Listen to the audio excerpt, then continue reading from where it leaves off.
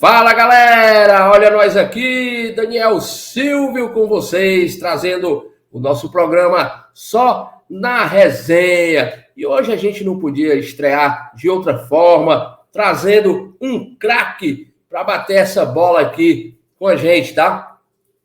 Ele nasceu em Osasco, São Paulo, foi um grande atacante, tá? Hoje ele tem aí, é um jovem de 54 anos, ele atuou no São Caetano, na Portuguesa, no Santos, no Atlético Paranaense, no Vitória, no Ceará, jogou na Europa, tá? Futebol grego, ele vai falar também pra gente. Jogou no Bragantino, treinador campeão pelo Altos, pelo nosso Ferrão, ô Ferrão, foi o melhor treinador do futebol cearense em 2023. Eu estou falando dele, Paulinho Kobayashi. Cara, bem-vindo ao Sol na Resenha, obrigado pela oportunidade que você está dando, né, desse bate-papo, e a gente não podia estrear de melhor forma.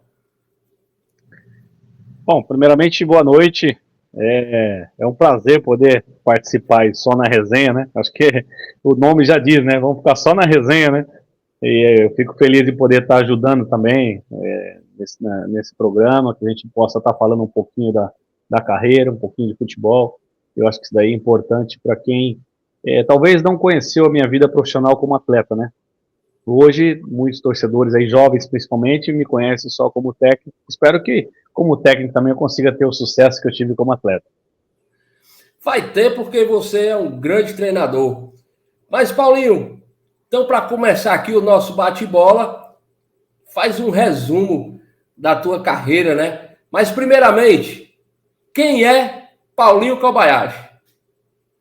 Bom, Paulinho Kobayashi é um cara simples, um cara família. Eu sempre que tenho oportunidade eu volto para casa para poder estar com meus filhos, estar com a esposa.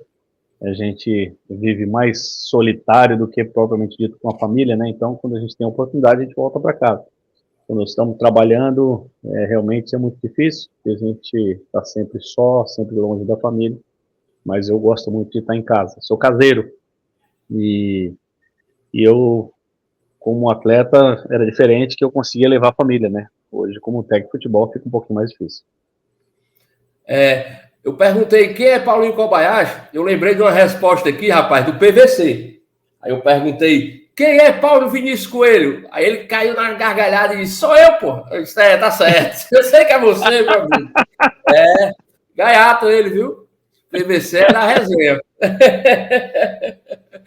Mas como, faz um resumo aí da tua carreira. Bom, eu comecei, na verdade, na categoria de base do Palmeiras, né? Eu joguei 6 anos no Palmeiras, poucas pessoas sabem que a minha base toda é do Palmeiras, acho que isso que me ajudou bastante na minha vida profissional como atleta, porque eu tive uma escola muito boa, que foi a do Palmeiras. Durante 6 anos eu cheguei lá na categoria de infantil, saí no último ano de júnior, quando eu fui para São Caetano. São Caetano, eu tive a oportunidade também de jogar com craques que já estavam encerrando a carreira, que é o Serginho Chulapa, o Vladimir, Luiz Pereira, são vários atletas, Heriberto da Cunha, são vários atletas, Serginho, goleiro também, que me ajudaram bastante a crescer no futebol, né, ter experiência do futebol junto com eles.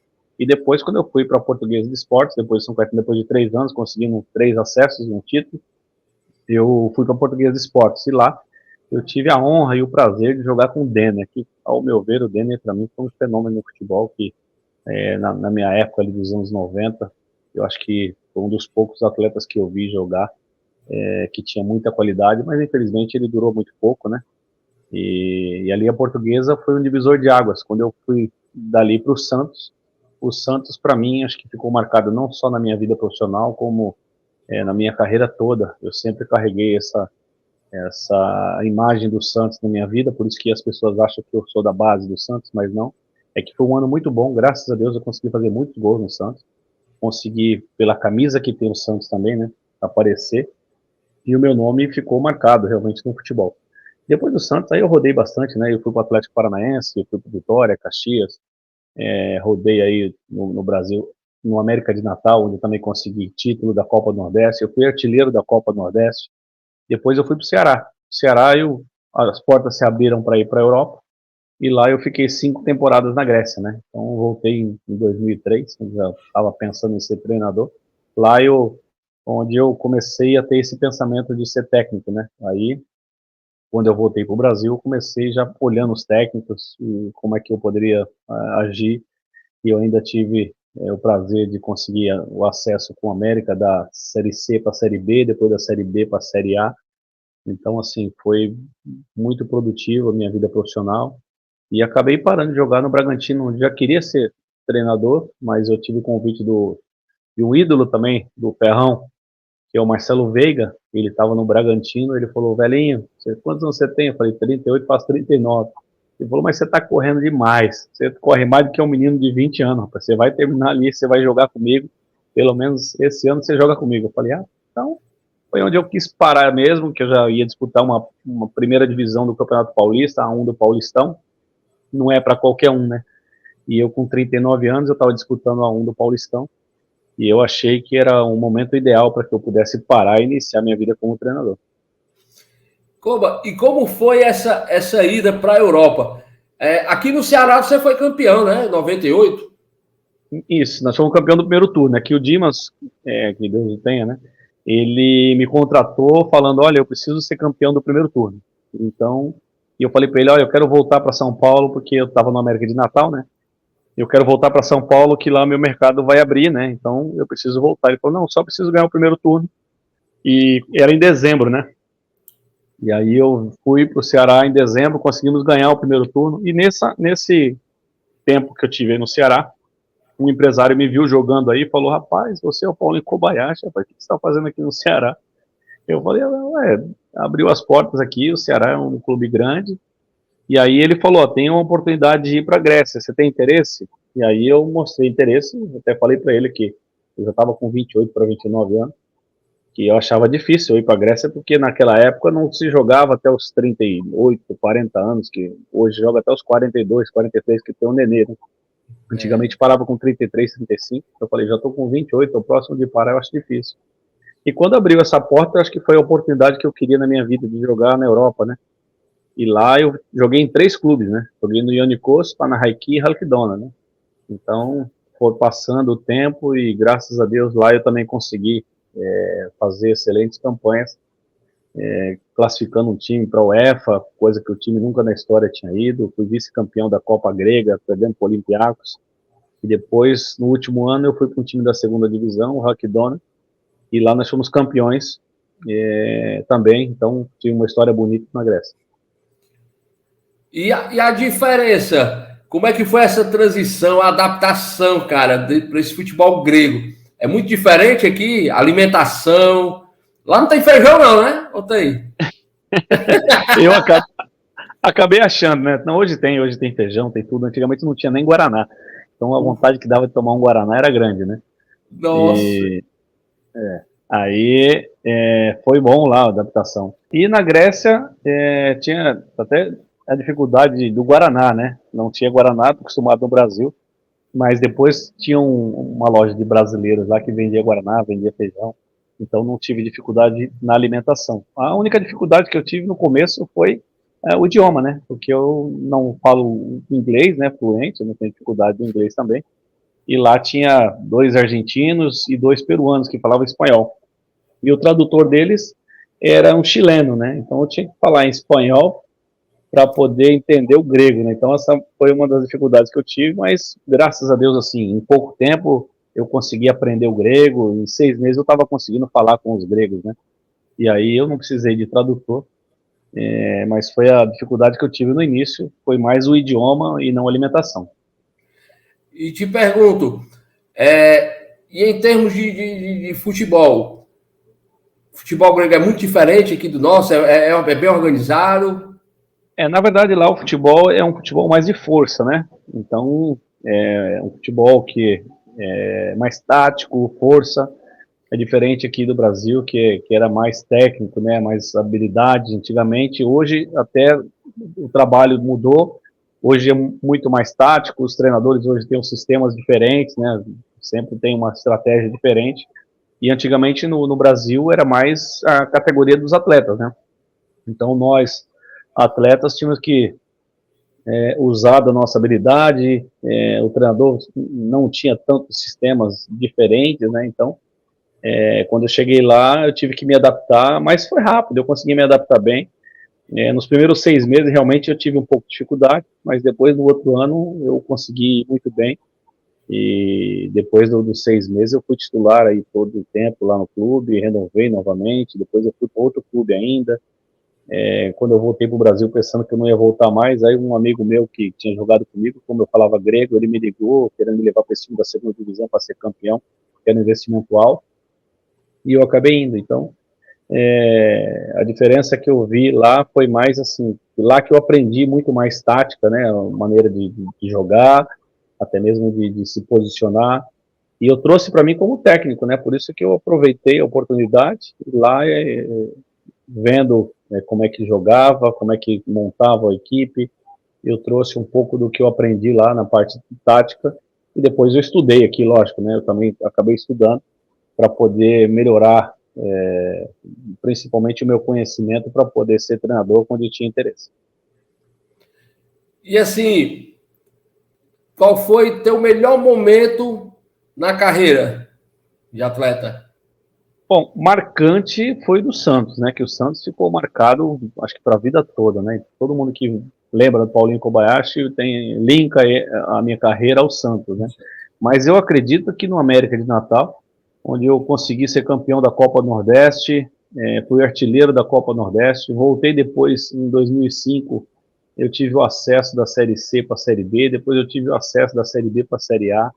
Então eu vejo que no América foi o time onde eu consegui ter vários momentos bons. Todas as passagens que eu tive lá como atleta, eu sempre conquistei.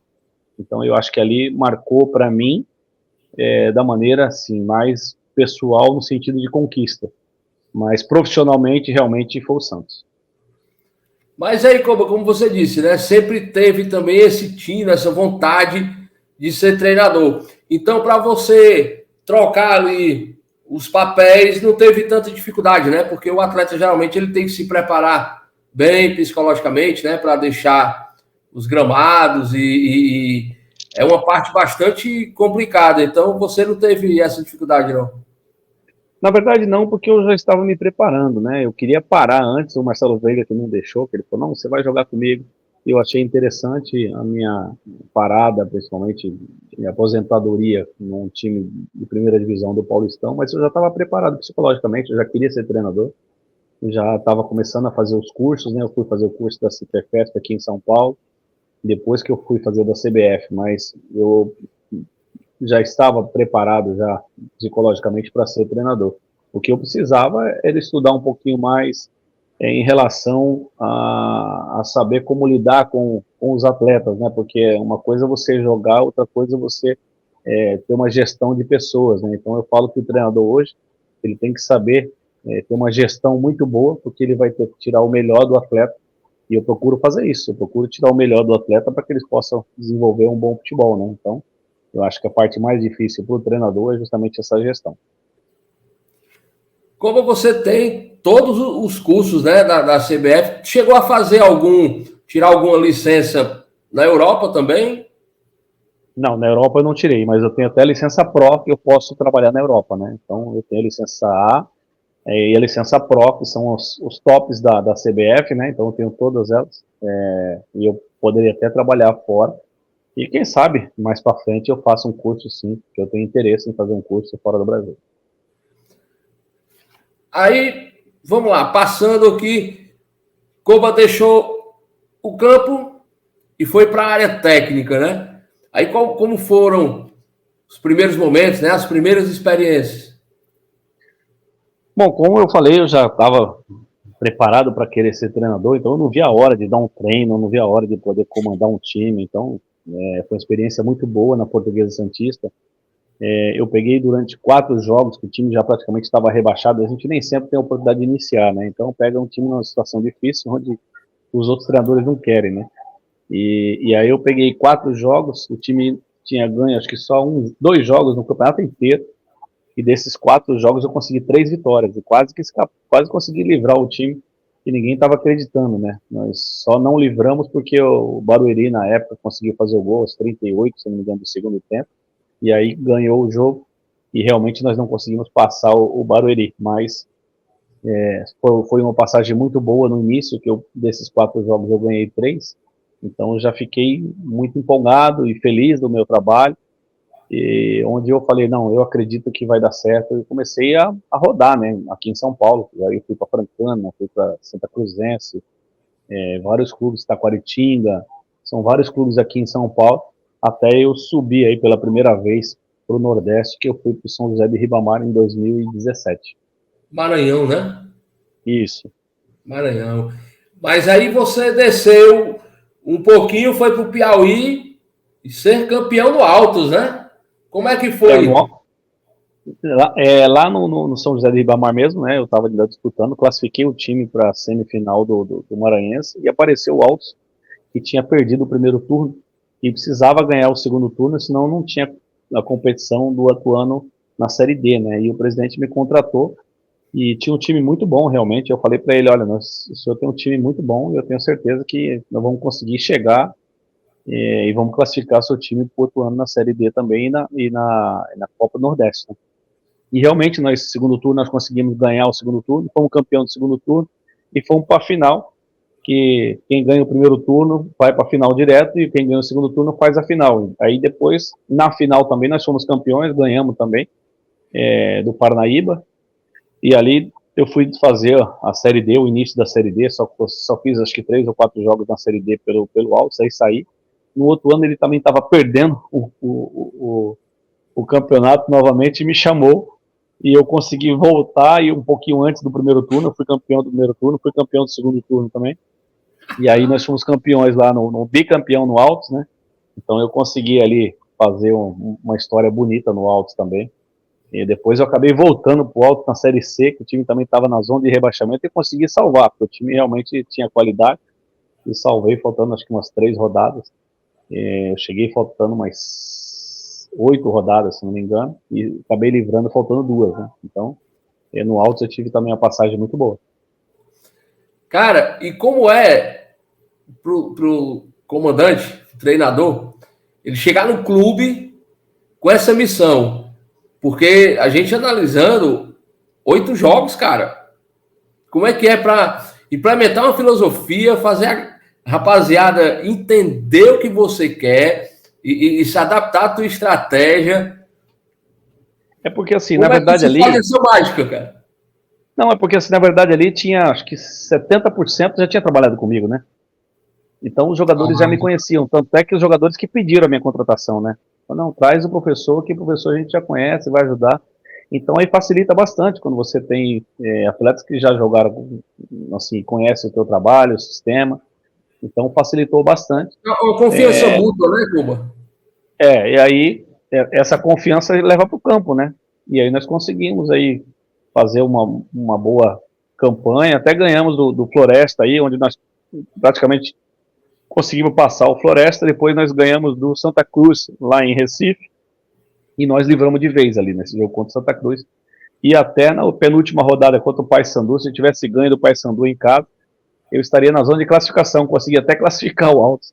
Mas infelizmente nós perdemos ali em casa, e fomos para o último jogo, com a Jacuipense, se eu não me engano, e ali a gente já não tinha mais chance de classificação.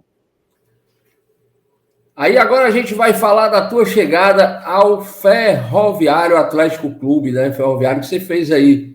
Como é que foi tua chegada, essa campanha maravilhosa de 2023? Você conquistou aí o Campeonato Brasileiro invicto. Conta aí da chegada ao título, porque foi sensacional.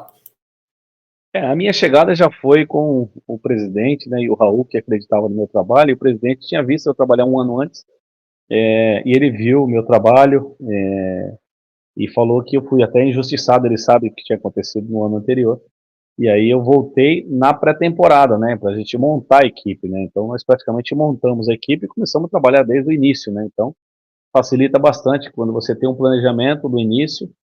Também não tínhamos dinheiro, mas sabia que precisava do nosso trabalho, do nosso esforço para conquistar, e conseguir o objetivo que era a classificação para a Copa do Nordeste.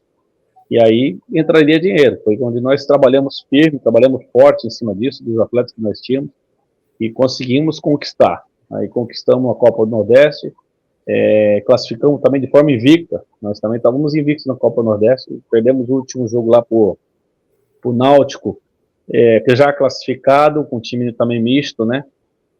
Nós só perdemos para o Fortaleza, que já era nas oitavas, né, da Copa do Nordeste, né? Nós conseguimos fazer um feito bom ali já do início, e depois quando nós fomos para a Série D, já estava com uma equipe montada, já estava com uma equipe encaixada, todo mundo já sabendo do jeito que a gente joga, o nosso modelo de jogo já estava sólido, então facilitou muito. É isso que eu falo que talvez a maior dificuldade que nós tivemos esse ano é que nós não tínhamos uma equipe já sólida, sabendo, tendo um modelo de jogo, tendo uma maneira de jogar, competição mais difícil, então tinha que ter um planejamento diferente para que esse ano na Série C conseguisse aí pelo menos se manter ou até mesmo brigar pela classificação. E ano passado, cara, olha, a gente assistiu aqui aquela final e quando vocês levaram o gol, eu digo, meu Deus, e agora? E agora, José? Mas de repente deu certo, né? O que foi que se passou na tua cabeça ali, cara? Porque a gente aqui ficou em polvorosa, né? Naquele jogo do acesso com o Maranhão, né? Nós acabamos tomando o gol no último aos 90 do segundo tempo, né? Então, ali eu falei, meu Deus, não é justo, tudo que nós fizemos até aqui, só uma derrota e a derrota para perder um acesso, né? Então, ali foi demais. E, de repente, numa bola rápida ali, num escanteio batido, o gol, quando saiu, eu falei, Jesus, agora não é hora da gente perder nos pênaltis, não, a gente vai conseguir, porque tá dando tudo certo. Então, quando as coisas acontecem, quando tudo está sendo correto, facilita bastante para as coisas darem certo, né? Então, ano passado foram muito corretos, ano passado as coisas estavam dando certo, justamente por isso, porque as coisas estavam acontecendo. E afinal, ficou aqui ferrinho e ferrinha, né? Como é que foi levantar aquela taça, meu irmão? Aí já foi um momento diferente, né? Que nós já tínhamos o acesso, né? Já estava um pouco mais tranquilo. Era buscar um título, principalmente decidindo em casa pela campanha que nós fizemos, dentro de casa, sem perder, né? Eu acho que nós tivemos um empate, se não me engano, que foi contra o Maranhão. Fora isso, nós estávamos conseguindo sempre as vitórias dentro de casa, né? Então, isso daí fez com que a nossa equipe conseguisse o objetivo e a confiança estava muito alta, não só minha, mas como de todos os atletas, principalmente na final, que a gente poderia ser campeão. E foi o que aconteceu. Acho que essa confiança que nós tínhamos ali, passamos para dentro de campo, e isso daí fez com que a nossa equipe conseguisse o maior objetivo, que era o título. Mas como você foi campeão, aí de repente não rolou a renovação. Essa saída foi em comum acordo? O que foi que aconteceu ali? Porque estava assim, todo mundo feliz, a torcida coral feliz, você feliz, diretoria feliz, e de repente não rolou uma renovação, né? Porque uma continuidade, a gente sabe que o futebol brasileiro tem dessas, né? Mas temos exemplos também de trabalhos sólidos devido à continuidade. O que foi que não deu liga para o Coba continuar no Ferroviário de 2023 para 2024? Bom, primeiro, já tinha algumas sondagens, né, já no final da Copa do Nordeste, alguns clubes querendo me levar, e eu optei em ficar porque teve uma conversa antes de tudo isso, e teve uma renovação já no meio do ano.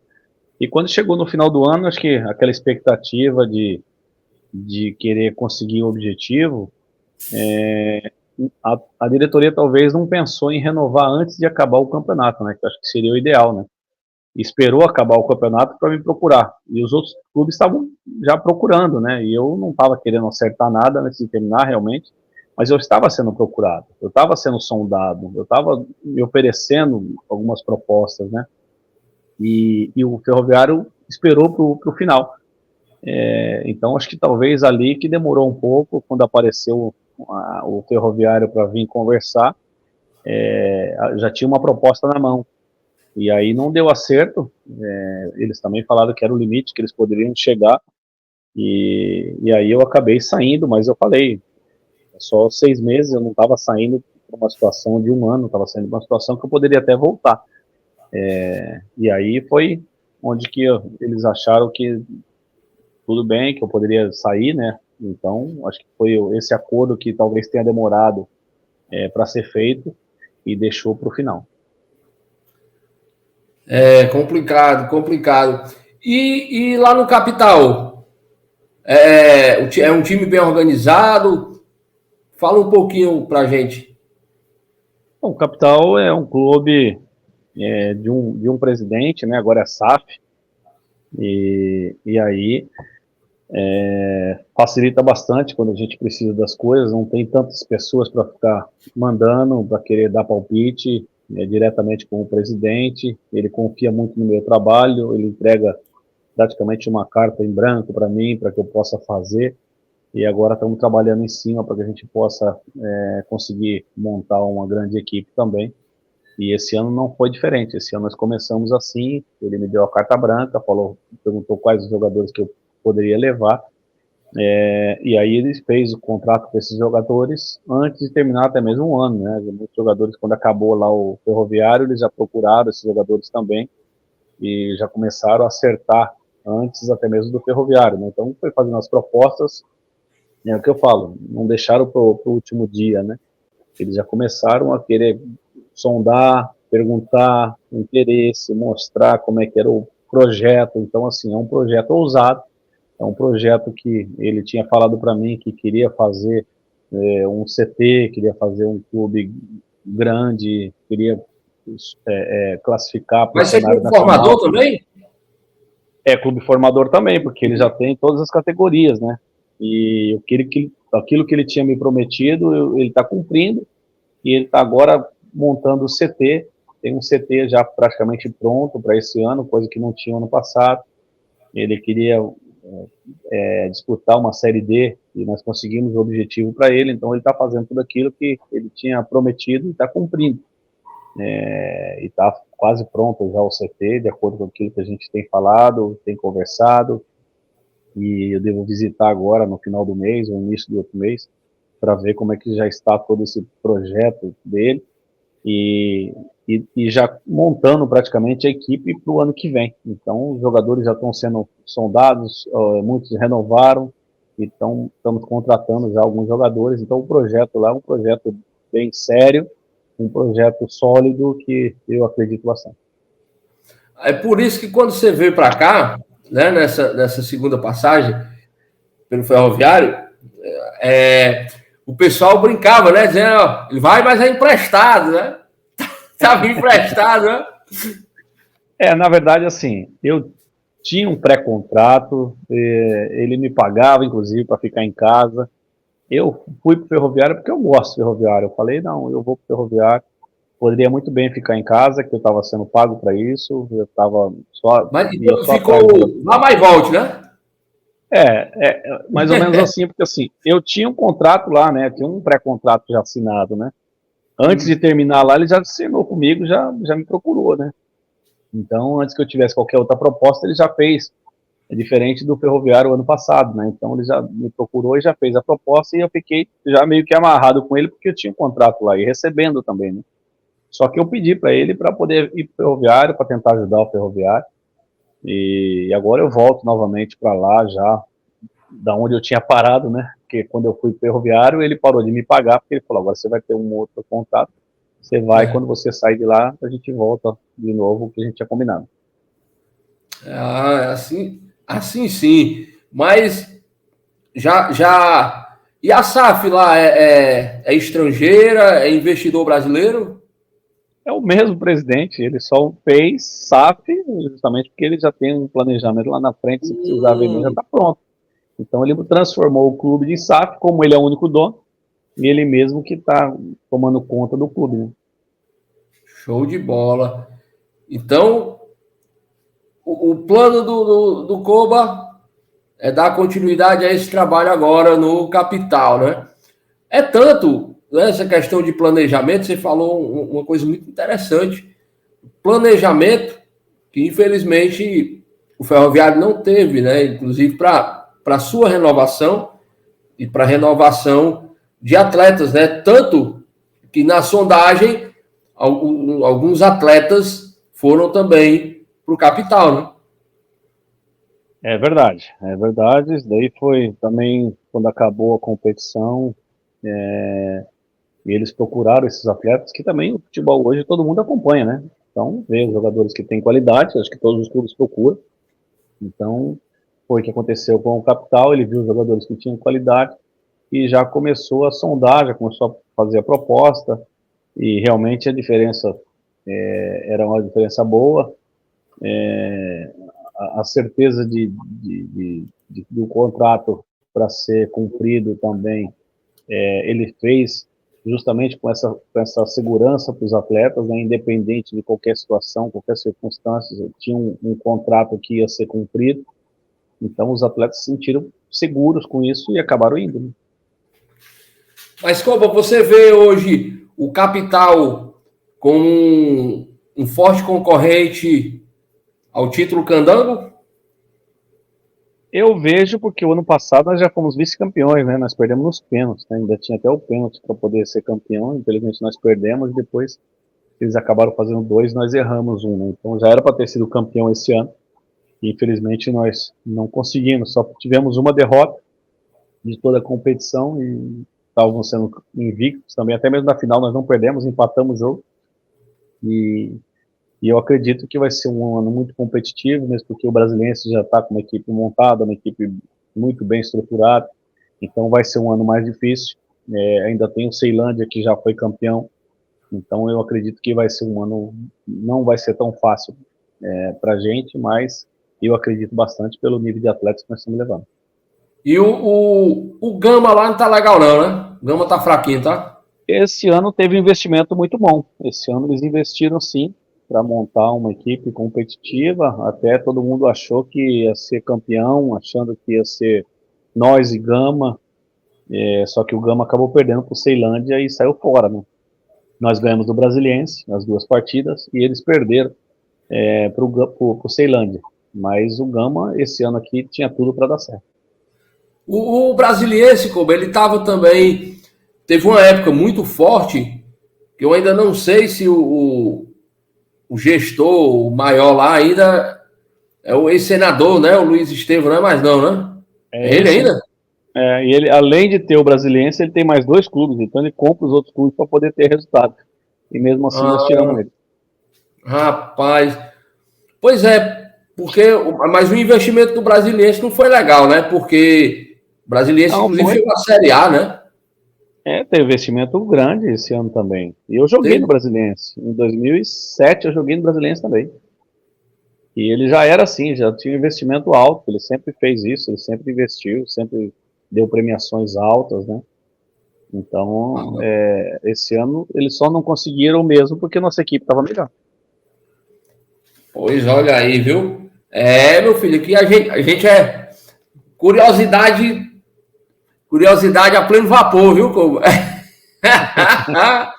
Mas olha, outra. Você é saudosista? Um pouco. Um pouco. Pois é o seguinte, fazer uma pergunta que é inerente, principalmente quando a gente está à frente aqui de um craque como você, né? Que, como eu disse, acompanhei, vi jogar e via a qualidade. Aliás, como muitos atletas daqueles anos 80, 90, né? E, enfim, eu queria saber de ti o seguinte, na tua concepção. Futebol brasileiro sempre se destacou pelo improviso, né? Por essa qualidade técnica, e os adversários meio que temiam, né? Eu vi até um meme que tinha seleção brasileira perfilada antes de um jogo, né? E dizia o seguinte: Nessa época, o adversário tinha certeza que ia perder, só não sabia de quanto. E realmente impunha respeito à seleção brasileira, que hoje também é um reflexo do nosso futebol.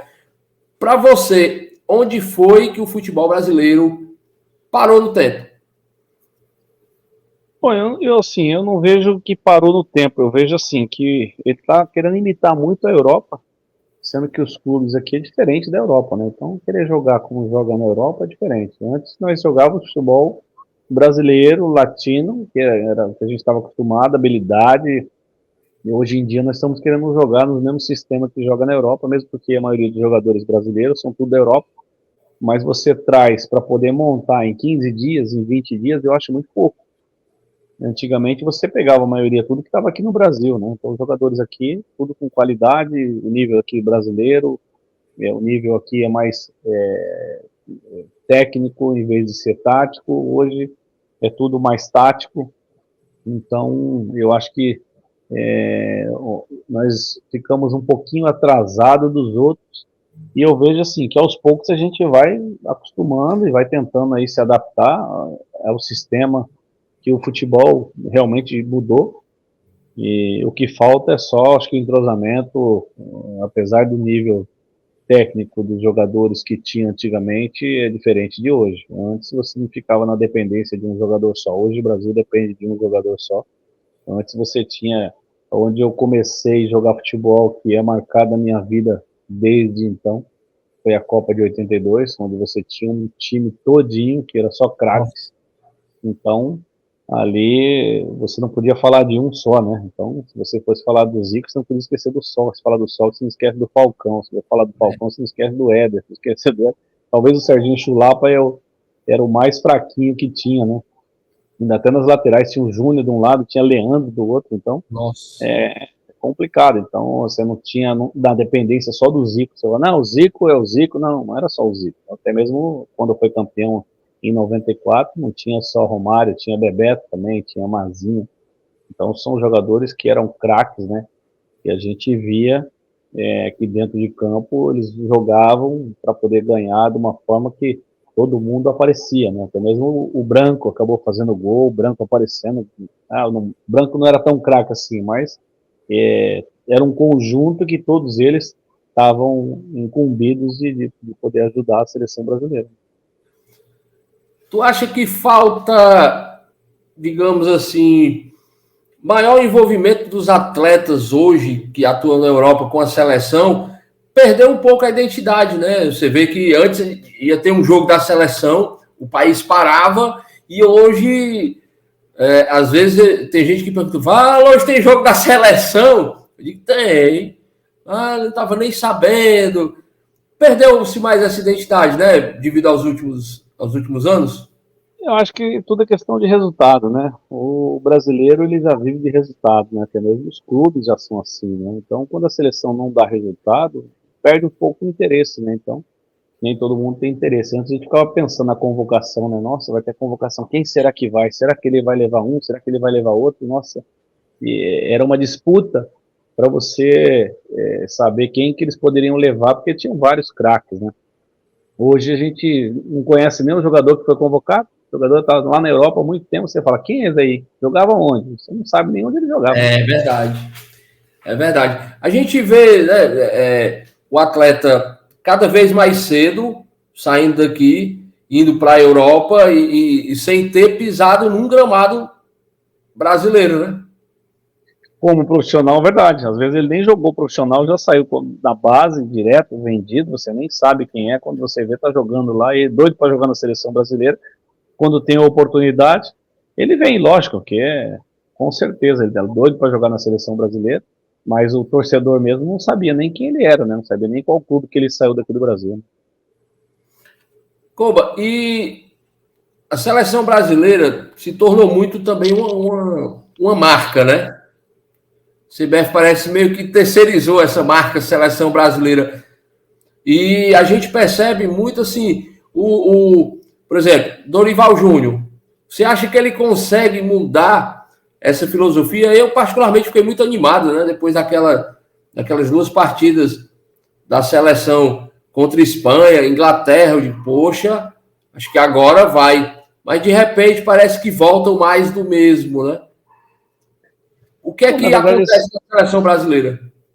eu também gostei muito do Dorival ter ido para a seleção brasileira. Não que eu não gostava do Fernando Diniz. É que a maneira do Fernando Diniz jogar, ele requer tempo. E a seleção, você não consegue tempo. A seleção, você traz jogadores no máximo 15 dias, 20 dias para poder treinar, cada um vindo de um clube, para você implementar uma filosofia diferente, né? E o Dorival não. O Dorival já é um cara que tem uma visão diferente, ele mantém os sistemas que o Brasil já está acostumado, então facilita muito para o atleta. E eu também gostei quando o Dorival assumiu. Mas eu acredito que também é questão de tempo, né? Igual o Tite, quando o Tite começou, de repente ele acertou, engrenou e ficou muitos anos na seleção. E acho que o Tite também continua ainda com qualidade para dirigir a seleção aqui, ele não quer mais. Mas eu vejo o Dorival no mesmo perfil, que com o tempo eu acredito que ele vai conseguir ajeitar a seleção. Pois é. E assim, essa força do empresário dentro dos clubes, né, também, que tem muito a ver com esse processo, né, do jovem ir cada vez mais cedo para a Europa. Com certeza. Hoje o atleta é uma moeda, né, que eles trocam, né, então eles querem justamente levar o atleta para a Europa para eles ganharem dinheiro. Então o atleta nem fica, que nem esquenta direito aqui no Brasil, eles já querem vender, já querem negociar e já oferece para o clube, e os clubes também, não, como não tem dinheiro, geralmente ele aceita porque quer colocar dinheiro no cofre, né? E aí não dá oportunidade para o atleta conhecer um campeonato brasileiro, sentir aqui bem, no sentido de conseguir conviver com a torcida brasileira, com o povo brasileiro que torce pela seleção, ser convocado aqui ainda no Brasil, não precisar ir para a Europa para ser convocado. Às vezes o empresário fala para o atleta que ele tem que ir para a Europa para ser convocado, e o atleta pega e vai embora, né? Para poder ser convocado, e na maioria das vezes ele é convocado assim. E assim, digamos, na passada que está hoje, na toada, você tem esperança de ver o Hexa? Eu acho que ainda vai demorar um pouco, mas eu acredito sim que pode ser que nossa seleção consiga o Hexa, mas não vai ser tão rápido. Eu não vejo que no próximo Copa do Mundo o Brasil consiga. Vai Eu esperar penso mais que 24 anos? vai esperar um pouquinho mais, talvez aí Rapaz, cara. de 8 a 16, vai. Ou então 12, vai, Nossa, quem sabe, daqui a 12 anos. é verdade. Eu calculo por aí também, entre 12 e 20 anos, porque depender de um só atleta, enfim. Mas, Koba, e a gente estava falando de futebol tático, de futebol técnico. Como é que, na tua visão, pode equilibrar isso para trazer exatamente? Porque não existe só o tático, né? Existe também o fisiológico. Hoje tem todo um estudo, enfim. Porque antes, por exemplo, você certamente, depois de um treino, você ainda treinava falta, treinava pênalti, finalização, né? Tinha essa dinâmica, né? E a fisiologia atrapalhou um pouco isso? Em alguns casos, sim. Em alguns casos, eles atrapalham no sentido de não deixar treinar, achar que vai gerar lesão. Mas eu, normalmente, eu influencio um pouquinho para deixar um pouco, trabalhar, porque futebol é repetição. Eu falo para eles muito que futebol é repetição. Assim como um cobrador de falta, se ele cobrar a falta só na sexta-feira ou só no sábado, a probabilidade dele fazer gol é menor. Agora, se ele todo dia vai lá e bate na bola, acha uma batida, todo dia ele vai, põe a força que tem que colocar, às vezes coloca só. Então ele vai pegando essa batida, quando chegar no jogo, ele tem norte, né? Agora, só véspera de jogo, muitas vezes acontecia isso, da gente não dar tempo, mas eu acho que o calendário acaba atrapalhando também, né? Então não vamos colocar só a culpa na fisiologia, não. o calendário é difícil você também deixar o atleta treinar, porque você joga quarta, depois você joga domingo, quarta, domingo, quarta, domingo. Essa dificuldade nós tivemos na Série D o ano passado, então não dava nem tempo de treinar, porque você tinha que recuperar o atleta para que ele possa jogar em alto nível também no final de semana. E a gente fica pensando também, você falando disso, a questão da base. Porque, assim, a gente vê hoje jogador profissional que erra passe de 2 metros, não tem mais gol de falta, os caras erram cruzamento, né? Um lateral errar cruzamento. Eu acho, assim, para um jogador profissional hoje, eu acho inadmissível. Né? A gente que acompanha futebol há um tempo, isso também tem a ver com a má preparação da própria categoria de base, que busca mais a competição do que propriamente o fundamento? Bom, na verdade, assim, o atleta quando chega no profissional, ele tem que estar preparado, né? Então, se a base não dá uma base para o atleta, realmente dificulta bastante, né? Eu entendi, por isso que eu falei no início da entrevista, eu agradeço muito o Palmeiras, que me ajudou muito. O Palmeiras eu ficava no paredão, chutando com a perna direita, chutando com a perna esquerda. Eu ficava trabalhando cabeceio lateral, cabeceio frontal, tempo de bola. Então tudo isso daí foi trabalhado. Trabalhava só perna esquerda no paredão, só perna direita. Então eu trabalhei muito a parte técnica, né? Para que eu pudesse, quando chegasse no profissional, eu tinha pelo menos uma base técnica, e aí sim, no profissional a gente iria de acordo com o treinador que ele pedisse, né? Hoje, eu já vejo que com 14 anos eles estão trabalhando tática, uma maneira de posicionar um atleta, o sistema de jogo, não, o sistema é esse, tem que jogar assim, fecha as linhas, e aí perde um pouquinho o tempo para você trabalhar o atleta, para que ele possa fazer um bom cruzamento, para que ele possa cabecear desse cruzamento que vem, ter o tempo de bola, cabecear para baixo, saber que quando ele tem que cabecear no contrapé do goleiro, tudo isso eu aprendi na base, porque a gente treinava isso, né?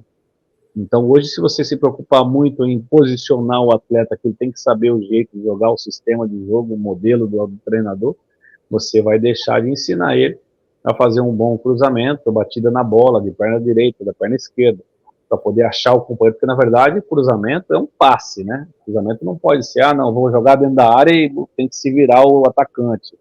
Então, se você consegue ter um lateral que consegue dar um passe cruzando, facilita muito para o atacante só de tirar do goleiro.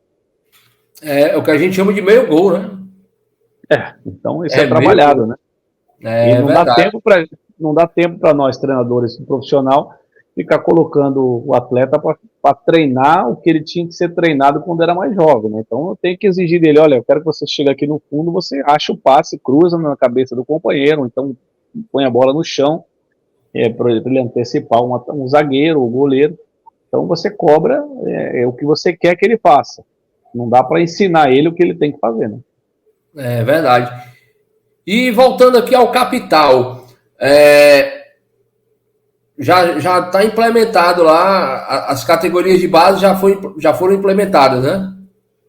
Lá tem desde o sub-12, né? 11, 12, 14, 17, 20. Então, Aí, no caso, você, o comandante do profissional, vai ter esse alinhamento com o pessoal da base para ter uma filosofia de clube, não simplesmente de time profissional? Tem esse planejamento? a princípio, não está tendo um modelo da base até o profissional, entendeu? Esse seria um planejamento que você fala, não, o modelo que vai jogar no profissional é assim, você tem que jogar assim na base também. Então, não tem isso ainda, porque ele está começando, ele tem acho que 4 anos no clube, e de 2 anos para cá que ele montou a base. Inclusive, eu não sei nem se ele vai continuar com 17, aí, com 20, porque esse ano não classificou para a Copa Paulista, Copa São Paulo, né?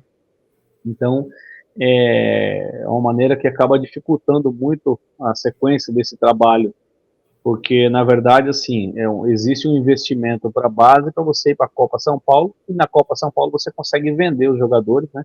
Ou então emprestar para algum clube. Esses daí que não conseguem ser emprestado ou vendido, aí a gente utiliza no profissional. Então, nós praticamente só vamos utilizar esses atletas se caso não conseguir fazer uma negociação. Como não vai ter a Copa São Paulo, então eu acho que esse ano vai ter um pouco mais de dificuldade para implementar qualquer tipo de trabalho da base com o profissional. Cara, é complicado. Como é que, na hora de você, por exemplo, um jovem vem ali do sub-20, sub-23, se sai até bem, mas de repente ele não se enquadra ali no perfil para o time profissional. Como é que fica? É difícil dizer um não para um jovem atleta, né? Bom, na verdade, assim, ele espera por uma oportunidade de treinar com o profissional, né? Então, quando você coloca ele para treinar, ele aproveita o máximo que ele puder, mesmo que ele não seja utilizado no profissional para jogar ou para estar no banco, ele vai tirar proveito de tudo isso, né? Então, você acaba dando uma atenção mais em ensinamento do que, propriamente dito, pensando em utilizar ele para ser a solução dos problemas, né? Às vezes acontece desse atleta ajudar e aí você aproveita também o atleta no profissional. Mas normalmente os atletas querem essa oportunidade de poder estar treinando com o profissional, porque ele só tem a ganhar. Como eu falei, na minha época mesmo, quando eu fui para o São Caetano, eu aproveitei, só que eu joguei, né? Eu consegui jogar os 3 anos no São Caetano, sendo titular, e jogando com medalhões, né? Que era o Serginho Chulapa, o Vladimir, Luiz Pereira, né? Então são jogadores assim, que me ensinaram muito. Então quando a gente coloca os atletas para treinar com o profissional, é justamente para dar uma experiência para eles. E qual foi teu melhor parceiro de ataque e o zagueiro que mais te deu trabalho? Bom, é aquilo que eu falo. Quando eu tive na Portuguesa de Esportes, ali eu tive jogadores ali com muita qualidade, o Denner, Bentinho, né? O Vitinho jogava Dinei, demais, cara. era Bentinho, Dinei e Denner, né? Então Bentinho, Nossa. Dinei e Denner, então era um ataque muito rápido, né? E depois no Santos eu tive a oportunidade de jogar com o Guga, com o Ranieri, com o Neto, né? Então, assim, são jogadores que me ajudaram bastante, né? Mas eu penso que jogar com o Denner foi diferente. E zagueiro, quando a gente jogava contra Clebão, quando o Ronaldão do São Paulo, então são jogadores, são zagueiros que chegavam mesmo e dava pancada, Júnior Baiano. Então, Nossa.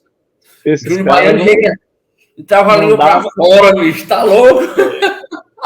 não dava moleza não, né? Então, Rapaz. jogar contra eles não era fácil não. E era difícil se livrar? Era, porque se eu conseguisse dar o tapa na frente, era difícil me pegar. Mas nessa corrida, eles sempre davam um carrinho, davam uma chegada, davam uma dividida. Quando a bola chegava, eles já chegavam junto, porque se desse espaço, ia ser difícil para eles. Né? Chegou a se lesionar muito, Koba? Não, acho que foi uma das coisas que me ajudou bastante, ter uma carreira longa. Eu não tive nenhuma cirurgia, graças a Deus. Tive torção normal de tornozelo, tive uma torçãozinha no joelho, mas não chegou a ter que fazer cirurgia, não. A única coisa que Massa. eu quebrei foi meu nariz 2 vezes. Nossa. Rapaz, tá igual a mim. Eu digo o seguinte: porque hoje eu tô assim, né? Como você já me conhece, pessoalmente, você sabe que eu tô bem fora de forma, mas há 15 anos eu era pugilista. E legal que quando eu andei tomando umas pancadas, né? Meu nariz já despedaçaram 4 vezes, né? Aí a minha mãe chegou um dia para mim e falou assim: Nossa Senhora, olha isso, quebrou o nariz, né? Eu disse: Quebrei não, quebraram. Foi É mais ou assim. menos assim. O meu foi cabeçada, no outro foi um soco que eu antecipei o zagueiro, o goleiro foi querer tirar e acabou acertando meu nariz, aí quebrou. Mas Nossa, faz parte do trabalho. Eu era muito rápido, né? Então eu chegava primeiro, aí acabei dançando. Né?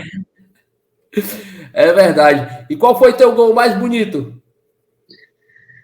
Bom, eu tive 2 gols assim interessantes, que foi um no Santos, eu fiz na Vila, um de voleio, né, de meia bicicleta, e eu fiz um também no América de Natal, que foi um gol muito bonito no clássico. Não foi antes do meio-campo, igual eu fiz no Ceará, que no Ceará eu tenho uma placa que eu fiz antes do meio-campo. Foi um pouquinho depois ali do meio-campo, mas a bola entrou bem no ângulo mesmo, foi um gol bonito. Então eu fico com esses 2 aí, que foram os 2 gols mais bonitos que eu fiz. Rapaz, esse Koba, rapaz, você tem história. E uma resenha de bastidor? Bom, a resenha, eu nunca fui de muita resenha, né? Eu sempre fui muito sério, né? Fui muito trabalhador, né? Então eu sempre.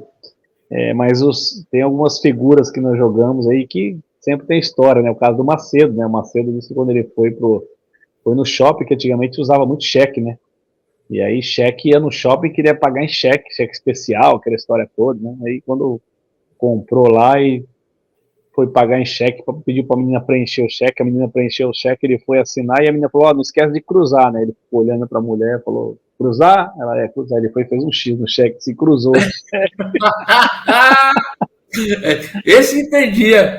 Esse É, entendia, viu? então Nossa. tem umas figuras no futebol que a gente. Mas são coisas assim que é legal, histórias que a gente acaba vivendo e quando lembra é engraçado. Como você chegou a jogar? A gente falando em zagueiros, né? A gente falou aí de zagueiros mais durões, né?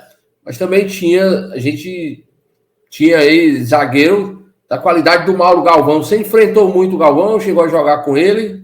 Eu joguei contra ele quando ele estava no Vasco, né? Tem um jogo do Santos e Vasco, até quando teve aquela confusão, o Mauro Galvão estava jogando no Vasco e eu estava jogando no Santos, né? Então eu joguei contra o Mauro Galvão, mas tem muitos jogadores ali, zagueiros, que eu falo que era espetacular. Até mesmo no São Era Paulo, difícil né? enfrentar o Galvão? Era difícil porque, assim, ele era rápido também, né? Ele não era muito alto, mas ele era técnico e rápido, né?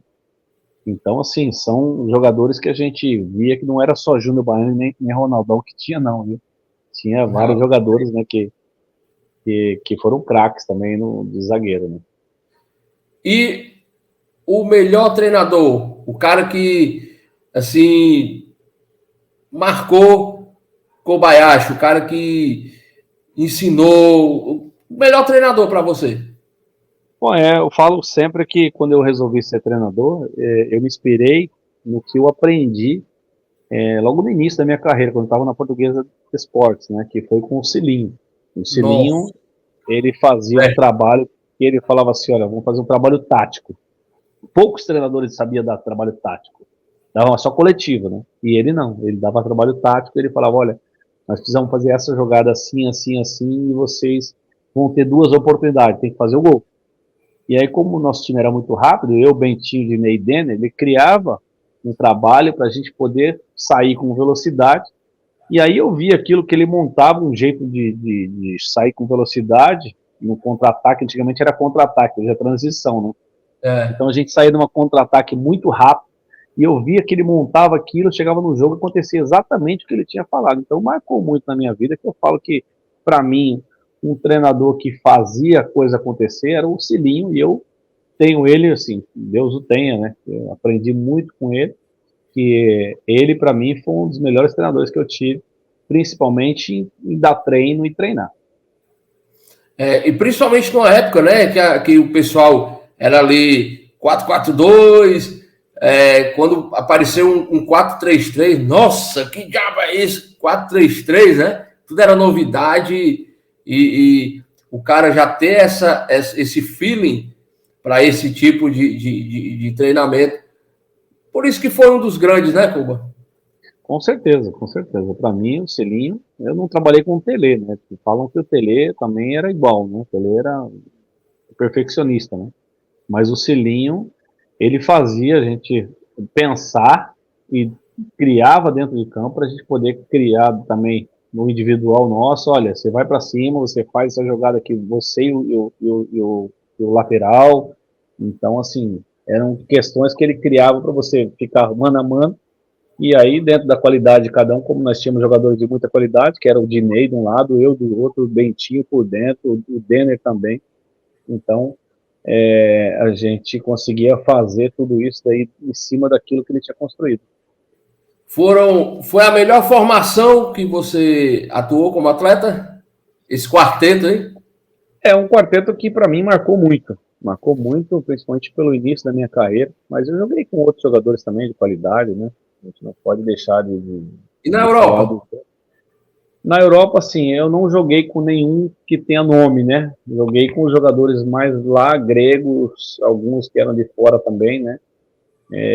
Joguei com um que era da África, que era muito bom também, em balé, mas Não tinha nenhum medalhão, não, né? não tinha nenhum medalhão, não. Sim, aí voltando aqui ao futebol brasileiro, né? Você falou que ia falar de outros jogadores e eu joguei o futebol grego. Como assim? De Não, outros porque jogadores? outros jogadores brasileiros, né? Você disse que tinha jogado ao lado de outros grandes nomes, aí eu falei do futebol grego.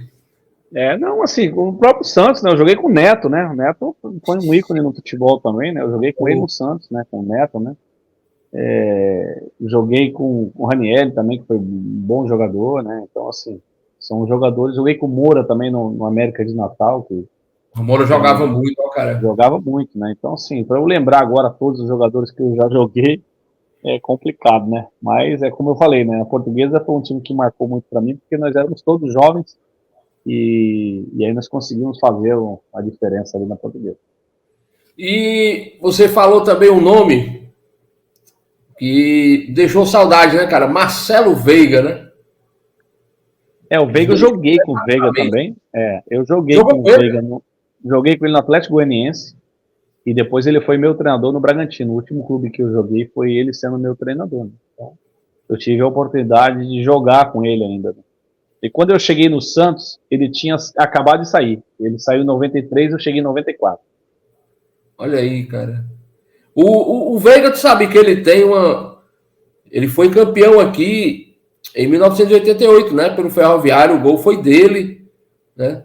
Fortaleza O tinha sido pessoal fala que campeão ele é em ídolo. 87 e ele marcou o gol pelo Ferroviário em 88 e era um ídolo, né? Ele treinou aqui também, né? O Ferroviário.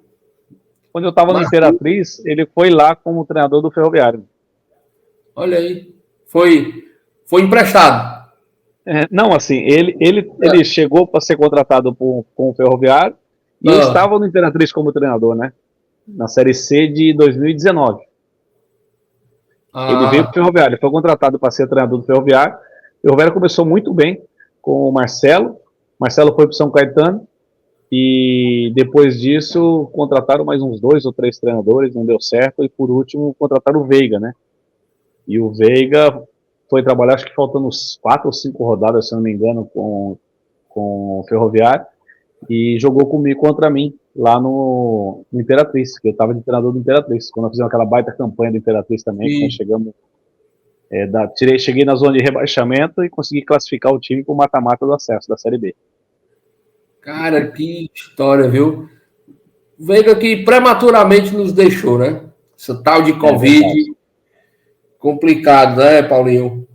E aí, Coba, mas enquanto não volta o capital, aí tá curtindo aí umas merecidas férias ao lado da família? Agora estou lá da família, né?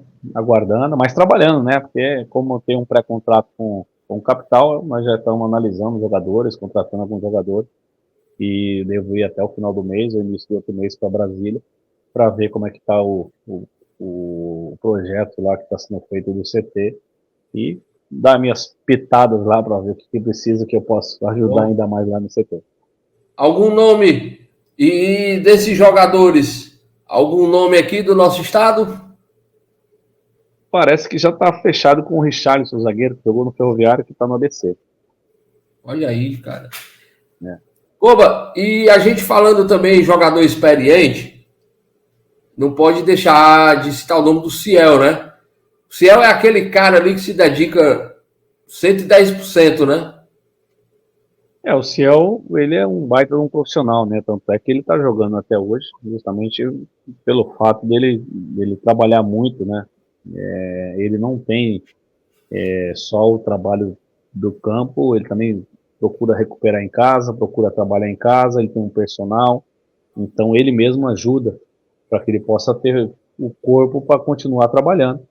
E isso daí facilita bastante para ter uma vida um pouco mais longa dentro do futebol. É verdade. E projetos futuros, fora o capital, quais são os projetos aí para frente? Bom, a princípio, é só mais esperar, né, para dar início ao trabalho do Capital, porque agora o Capital é um ano, né, então nós vamos fazer o estadual e, na sequência, a Série D, né. Então eu tenho que fazer um planejamento pensando em 2025 fazer um ano muito bom, principalmente buscando aí não só chegar na final do Candango, mas também tentar o acesso o ano que vem da Série D para a C. Koba, e aqui antes da gente fechar, estamos nos dirigindo para os últimos instantes. Infelizmente, aquela história que eu digo, né? O tempo passa, o tempo voa, nem a poupança Palmeirense existe mais, né? Mas, enfim, qual uma carreira tão vitoriosa como atleta, como técnico, cara que ao longo do tempo também adquiriu muito conhecimento e traz isso para a área técnica. Qual o legado que o Paulinho Kobayashi quer deixar para o futebol? Como eu falo que eu aprendi muito no futebol, me deu praticamente a educação, né? Ele me tirou Eu fui criado em Carapicuíba, depois eu vim para Osasco, fui criado em Osasco. Eu falo que o futebol me ajudou muito a tirar, talvez, das amizades, né? Então eu falo que o futebol ele acaba sendo um educador. E nós, como técnicos, nós temos que tentar aí ajudar. É lógico que a educação vem de berço, né? Vem da família. Mas é tentar tirar os jogadores aí dessa vida, porque quando você consegue sair até mesmo de uma favela, de uma cidade, uma cidade, lógico, que não tem tanta estrutura, ou de um lugar que é perigoso, que você tem tantas coisas dentro do futebol, você tem que tentar passar para eles que futebol é temporário, tem que aproveitar o máximo e aproveitar, tirar proveito de tudo isso, porque é muito rápido, passa muito rápido.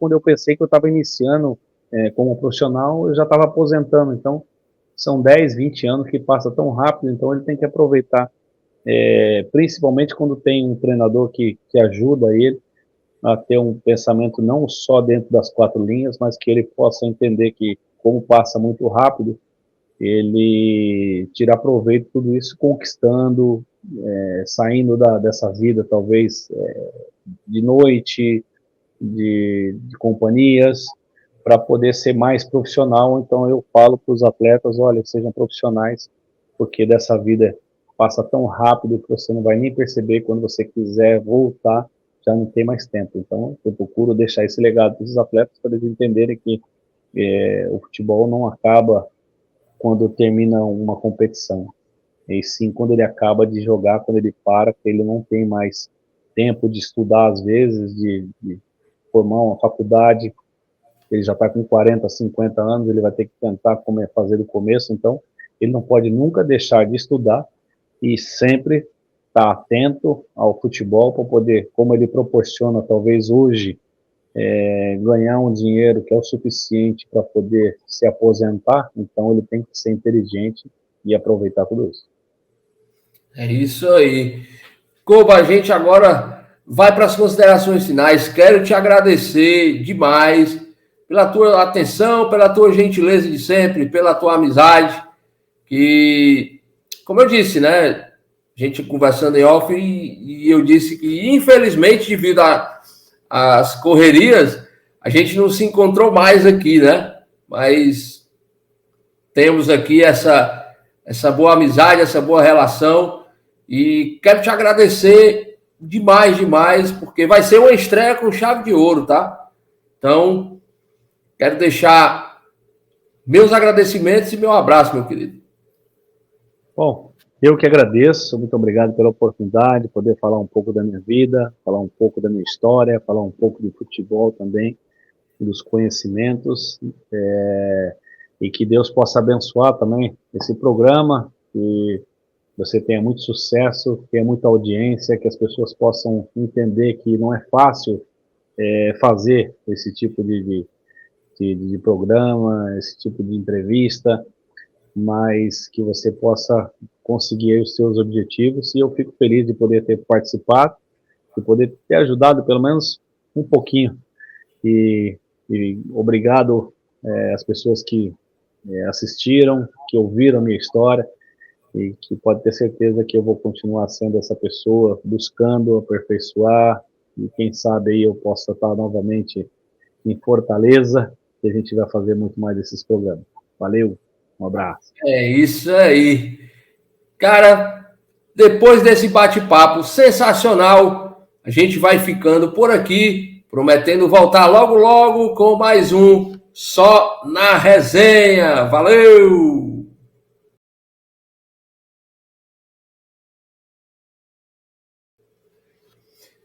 Coba, obrigado, meu irmão. Show de bola. Ó.